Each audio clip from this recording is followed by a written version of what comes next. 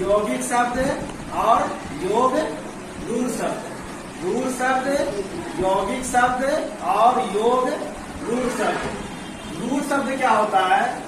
वैसा शब्द जिसको यदि हम अलग अलग करेंगे, ठीक है ना, वैसा शब्द जिसको अलग अलग करेंगे तो दोनों में से कोई भी भाग अपना अर्थ नहीं देगा, तो वैसे शब्द को हम रूढ़ शब्द कहते हैं। जैसे यहाँ लिखा हुआ है घर, यदि हम घर को तोड़ते हैं घो प्लस रो, ना तो कोई घो का अर्थ है ना तो रो का अर्थ है। जब शब्द को तोड़ने पर उसका दोनों भाग जो है या दोनों खंड अलग अलग अर्थ नहीं देने लगे तो ऐसे शब्द को हम रूढ़ शब्द कहते हैं, ठीक है ना। जैसे यहाँ है घर है, पर है, घट है, चल है, हल है, ये सब कैसा शब्द है?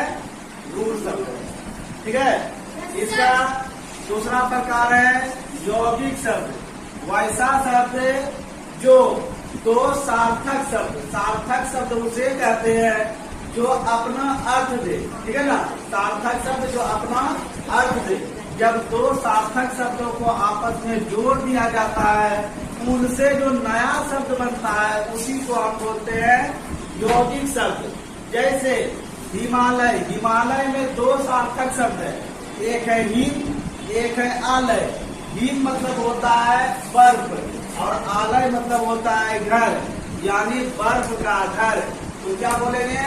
हिमालय। उसी प्रकार है विद्यालय। विद्यालय में भी दो सार्थक शब्द आपका है, विद्या और जोड़ आलय।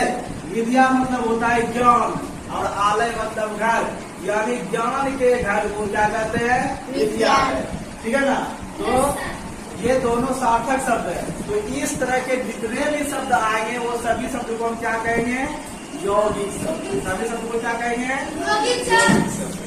तीसरा प्रकार में आपका होता है योग रूढ़ शब्द। योग रूढ़ शब्द, जब दो या दो से अधिक यौगिक शब्दों को मिलाया जाता है और मिलाने के बाद जब नया शब्द बनता है, ठीक है ना, तो वो यौगिक शब्द होता है। लेकिन यौगिक शब्द में ही जो विशेष अर्थ देना शुरू कर दे, जो अपना अर्थ छोड़कर एक अलग अर्थ देना शुरू कर दे, तो उस शब्द को हम कहेंगे योग रूढ़ शब्द। यानी जो उसका उदाहरण लेंगे वो कुछ भी अर्थ नहीं दे रहा है, वो एक विशेष अर्थ को प्रकट कर रहा है। जैसे जलज, जलज कहने का मतलब हुआ जल में जन्मने वाला।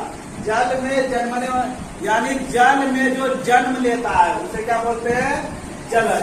तो जल में जितना भी चीज जानवर आ गया वो सभी, या कोई पौधा आ गया वो